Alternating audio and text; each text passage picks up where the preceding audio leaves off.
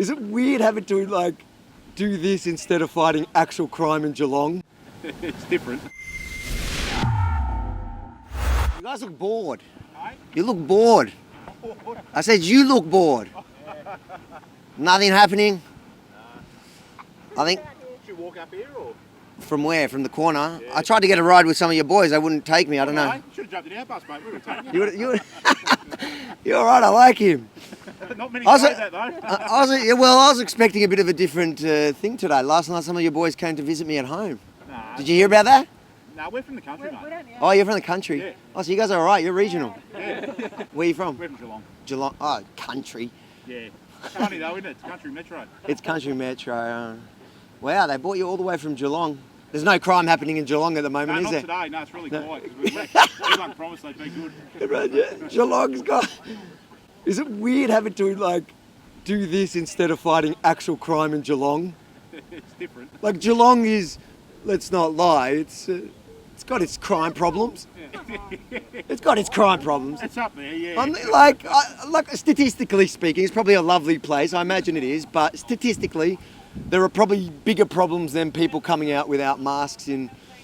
Oh, we just get... I feel for you. We don't make the rules. You don't make the rules, I know, but I know, I feel for you. I know. I've seen it. I've actually seen a divide in Victoria Police, even the non-country. The country, you guys are all good. It's a city boys, it's a divide. Half of them are on a power trip, the other half are like, shit, I don't want to be here. So who visited you last night, sorry? I got a letter from Luke, what's his name? I can never pronounce. Saying that you're not meant to come and do my job.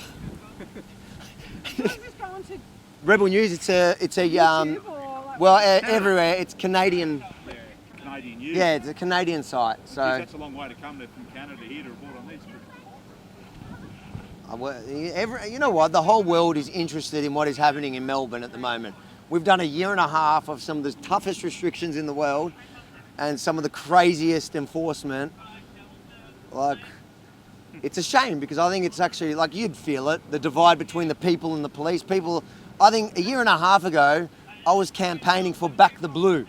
And I can't believe today I'm standing here going, half the time, I don't know, it's like case by case basis. It's whether the blue are behaving or not. But like you said, you get orders. But it's what you do. You get discretion as well. You've got discretion. Do you go to the supermarket and yell at the checkout chick because of the price? I don't, no way. I do. Milk's still Yeah, you do, but you're from Geelong. She's probably a criminal. Yeah, exactly. No, I don't do that, but that's fine. Yeah. But there's a lot of people that don't do that, and I've witnessed, some really over-the-top enforcement over people that don't deserve it.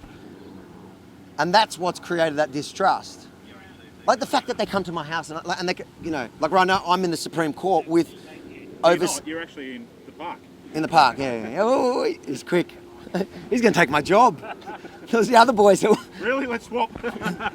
No, a year and a half ago I would have gone, yep. Yeah. It's tough for everyone. It is.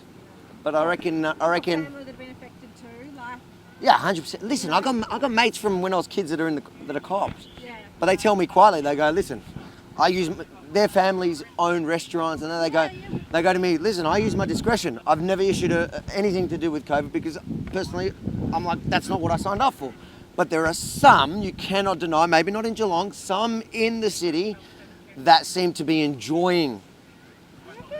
Yeah, you haven't been, how long have you been in Melbourne? Just today? You should come hang out with me. I'll show you around. Some of them are enjoying it, and that's the sad bit because I never thought I'd see that.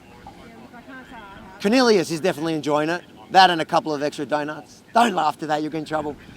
He's laughing under the mask.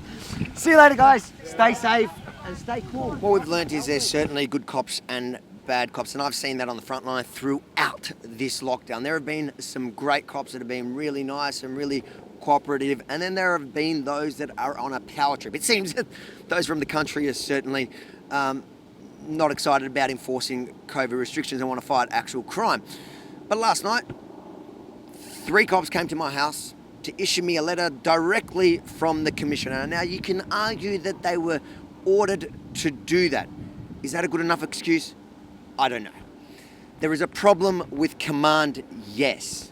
But there is also a problem within the police force where some seem to be enjoying the powers they've been given under the state of emergency for their own personal power trip. Avi Yemini in Melbourne, Australia, for Rebel News, never ever backing down from telling the other side of the story.